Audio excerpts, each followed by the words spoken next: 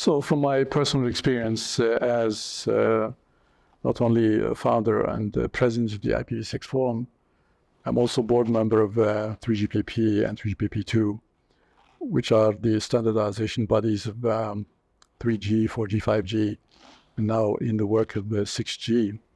So at the beginning, they didn't want to add an open source protocol called Ethernet protocol.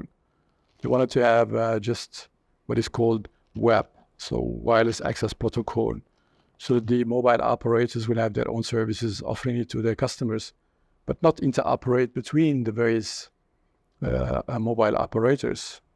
So I could convince them after about 6 months back in '99 to add the Ethernet protocol, especially IPv6, because we ran out of address space for IPv4. And then basically this created the mobile Ethernet, because before that we had only the web as a killer application, and the mobile became the next killer application. So it took only about 8 years for Apple to add the iPhone, which revolutionized, in this case, the internet. Now we are at this juncture, and the development of the mobile services require the construction of the backbone, in this case for them. And this is where the fixed beta network will enter the 5.5G era with the development of the 5G advanced. So this is the current work done on 5G, but also down the road on 6G. And this new thing, which is called Net 5.5G, is absolutely fundamental. And the industry, together with Huawei, are working on the specs and developments of this to bring, in this case, 5G, not 5G but 5G into reality, and then that accelerate the commercial deployment of the key capabilities, in this case 400G, SRv6, the network slicing, as well as the network digital maps, and in this case inspire the carrier growth, because currently it's very difficult for them to grow their networks. So this is a really fundamental step into getting into the bigger picture by having IPv6, Net 5G, Net 5.5G together. That will be the future for communication.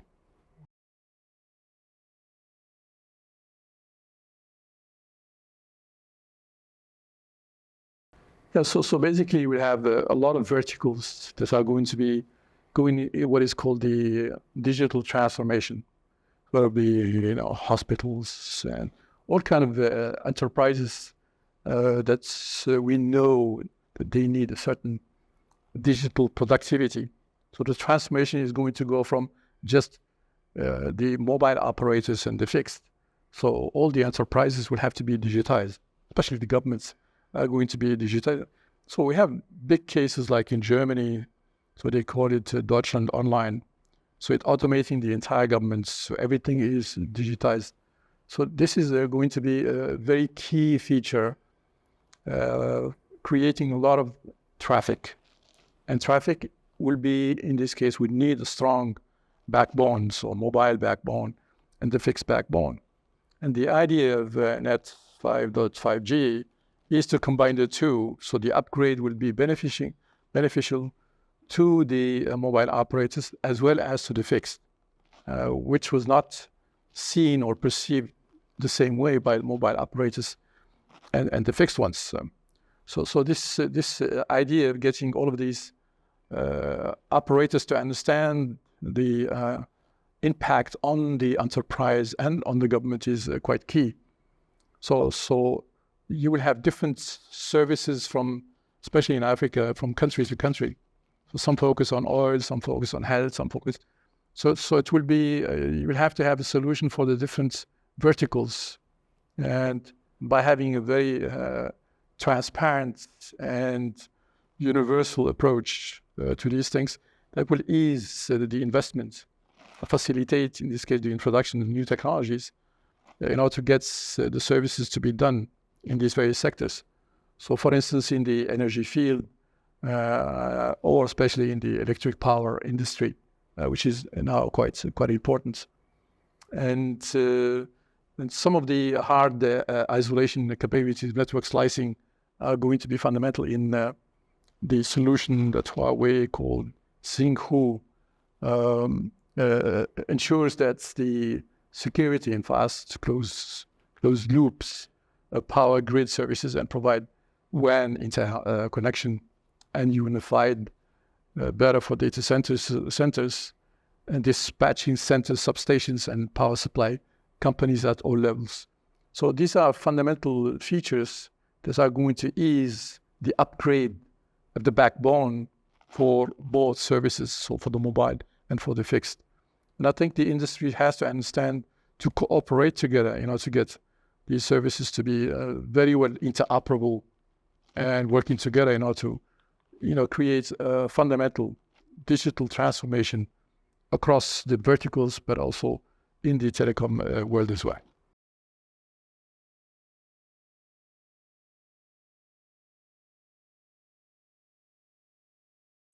Okay, so, in our opinion, in general, there are 4 challenges such as ultra broadband evolution, network as a service, and digital twin, and security.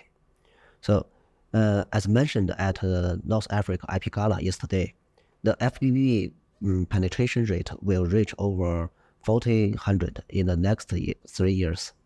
The number of 5G base stations will reach over 10,000, and the traffic growth of cargo will be over 30%, which will bring huge bandwidth requirements. Traditional IP network is 10 GE to site and 100 GE metro and backbone network. This cannot meet the requirements of traffic and bandwidth evolution, I think. Second, in Africa, network fault often occur due to device power off, fiber disconnection, and old line fault. In these scenarios, how to ensure service experience is the key. In addition, how to quickly provide better private line and private networks for enterprise digital transformation and cloud services, low latency and other services to accelerate the network currency is also one of the challenges. Third, carriers also need digital transformation involving from traditional O&M to a network digital map. How to improve network visualization, automation, and intelligence becomes very important. Fourth, the country need to regulate the network to make it healthier and safer. Carriers need to block illegal applications, VPNs, and finger out insecure address. Traffic security management and control becomes a big challenge for African carriers, I think.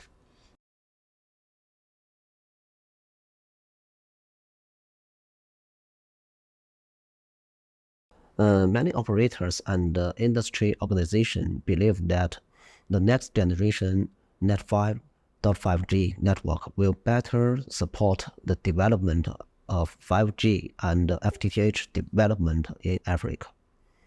Expand the product portfolio of B2B service that will achieve optimal TCO network construction through intergenerational advanced technologies and inspire new growth of operators. Last year, Huawei released the target network of Net 5.5G. This year, Huawei released the full series of Net 5.5G products and solutions. In terms of the mobile services, the 18 and Net Engine 8000 series products support the 25G or 50G to site and 100G access ring upgrades to meet the traffic growth requirements. IP plus microwave collaboration is used to ensure VIP services and provide optimal experience. The mobile backbone solution is ideal for African applications, for African operators. It helps them migrate from 4G to 5G and build a 5G or 5A or 5GA ready network with optimal TCO. In terms of home broadband services, in addition to the large capability BNG to meet the evolution requirements of fixed broadband services, the intelligent service engine solution provides powerful security management and traffic control capabilities, effective legal applications blocking, rich reports, and customizable dashboard enables application-level experience management and visualization. In addition, the potential customer mining and application accelerating capabilities improve the marketing conversion rate and accelerate experience monetization and increase the ARPU. In terms of B2B services, IPv6 private line and private networks are used to provide various service-oriented product portfolios for carriers, government, and enterprise services, accelerating the growth of B2B services. That's all.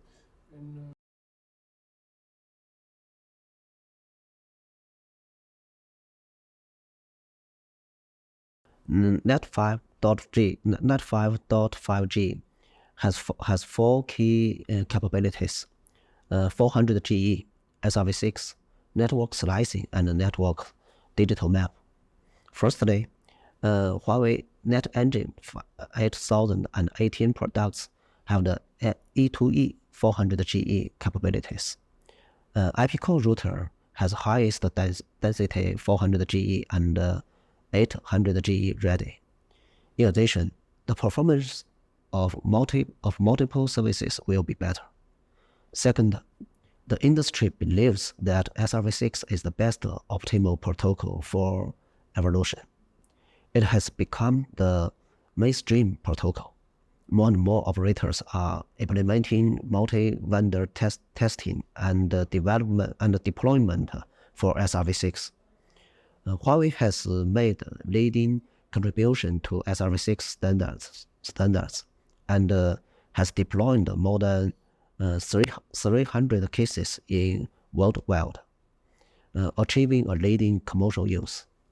Third, in terms of the network slicing, tenant-level slicing is implemented. Industry first hundreds of thousand slicing will be supported. That will meet APP-level requirements of multiple vertical industries. In addition, Huawei has the unique dual-mode slicing. It can easily interconnect with other vendors, enable slicing topology visualization and third-party management. That will simplify the slice deployment and O&M. The last, network digital map. Huawei provides the industry's first 6-layer visualization capabilities, intelligent network association, assurance, second-level poor quality demarcation, and the industry's only online simulation. All this help improve various network stability and prevent incorrect configuration. Thank you, Mr. Zuo. Thank you. Mr. Ladid.